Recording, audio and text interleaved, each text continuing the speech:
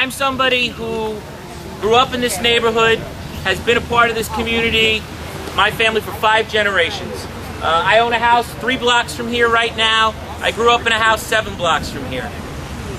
To my friends who are Democrats, whether you call yourselves Reagan Democrats, conservative Democrats, or independent Democrats, it's because of you that I wound up elected. My council district, just like the senator's senatorial district, is 3-1, Democrats to Republicans. But when people came out and voted, they voted for the individual. And that's what the Tea Party represents. We are not Republicans, we are not conservatives, we are not libertarians, we're not any one political party, we're every party. We're everybody who has said at some time or another, the government is doing too much. They're taking too much from us and not giving back enough to us. Now, I'll tell you as a city councilman, I am just as concerned as the senator, in some ways more so, about what happens in Albany. Because 1/3 of New York City's budget is dependent on the money we get back from Albany. Every program, from education to police and firefighters, has some component that is money we've sent in our tax dollars up to Albany that's got to come back to us. And it doesn't. 47% of the people in this country pay 0 federal income tax. 0. So that means half the people in this country are not contributing to the other half. And the top 24% of this country pays 75% of all taxes. The answer is not continuing to tax the middle class. The answer is stop spending. That's one. Number 2, after you stop spending, you make it so that everybody contributes. Whether it's $1 or $1 million, every citizen of this country contributes to the social good. You cannot take from one man in this nation without taking from another. There is absolutely no precedent for it in history, and when people talked about passing the income tax amendment to the Constitution to enable the government to do it, this is exactly the discussion that was had. And we were promised back then, at the turn of the century, the last century, not this one, back there, that it would not happen this way. That we would not get progressive taxation. That this would not open the floodgates to the government doing more and taking from its citizens. You know, Ronald Reagan stood on the brink of history and faced down the entire block of communism. He said, Mr. Gorbachev, tear down this wall. But he wasn't talking about a physical wall separating East and West Germany. He was talking about the divide between liberty and tyranny. He was talking about the difference between free market capitalism and socialism. He won that war, yet ironically, here we stand, not 20 years later, apparently having lost that war.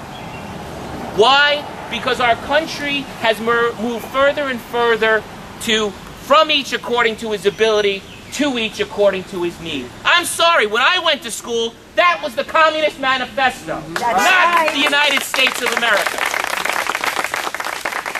Should we help those less fortunate? Absolutely. But where should we be doing it? In private charities, not-for-profits, individual givings.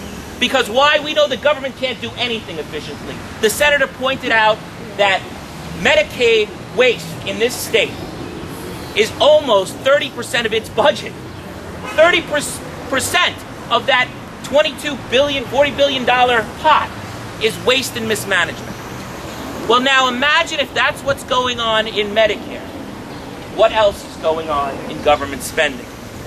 Last Friday, I had the unfortunate privilege of presiding over a hearing of the Public Safety Committee with Chair Bowne, which we had the Civilian Complaint Review Board in front of us. Now, Civilian Complaint Review Board reviews actions by police officers to determine if there was something done wrong.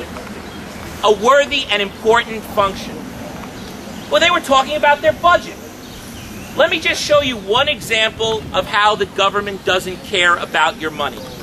The director of the CCRB sat in front of me and said, after he went through his whole recitation on the budget, we got a an initiative program from the mayor for $366,000. We're going to be able to prosecute police officers who commit crimes within CCRB instead of it going to the police department.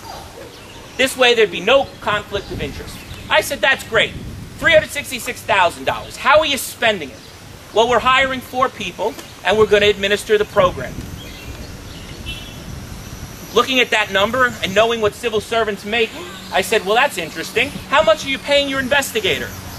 $34,000. How much are you paying your paralegal? $30,000. Take that off the top.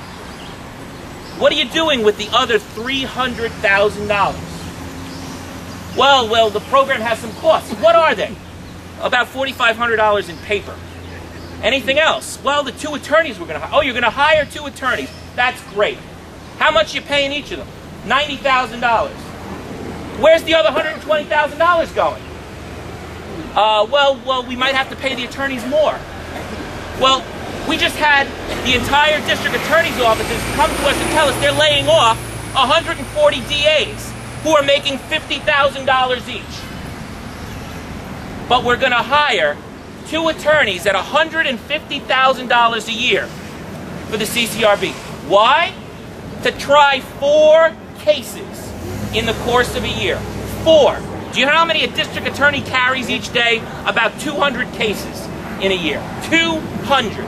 But we're going to pay him $50,000 to handle 200 cases of real prosecutions, to pay $150,000 to try 4 cases. And even then there was left over. And I said, well, where's that going? Well, we'll find a way to spend it. We'll find a way to spend it.